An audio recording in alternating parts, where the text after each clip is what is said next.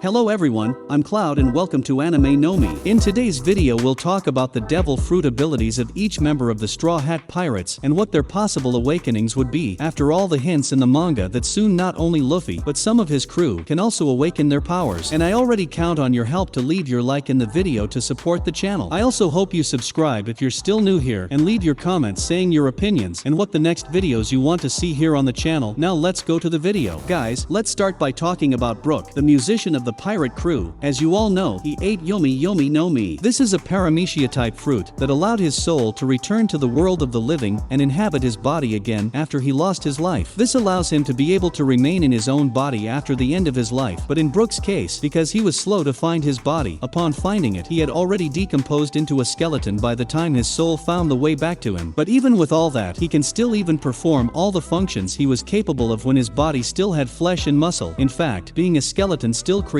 new possibilities for him. Aside from bringing him back after the end of his life, Brook's fruit initially seemed to have no other uses. However, he later found that it allowed him to gain control and even go elsewhere using his soul. He can cause his soul to leave and temporarily separate from his body so that he can thus move independently of his body, becoming a ghost. In doing so, he leaves his body empty awaiting his return. However, being in spirit form, Brook is able to move through walls and go to areas that would be impossible to physically reach. Although he can't hold anything back, his soul energy exudes pure coldness called underworld shivers and allows Brook to transfer this freezing aura to objects such as his sword. With this aura he is able to freeze his surroundings, as seen when he turns those ground around him to ice. Awakening his fruit could allow Brook to be able to control and manipulate souls, similar to Big Mom's fruit, but his could allow him to remove a person's soul and place it in another body. For example, he could take his own soul and enter another person's body, managing to control it freely, or even do it with other people, putting their souls in the bodies of other people still alive. Finally, he can maybe use the energy of living people. Brook's soul creates ice by the chills of the underworld. Maybe living souls can create a flaming energy. Now let's talk about Tony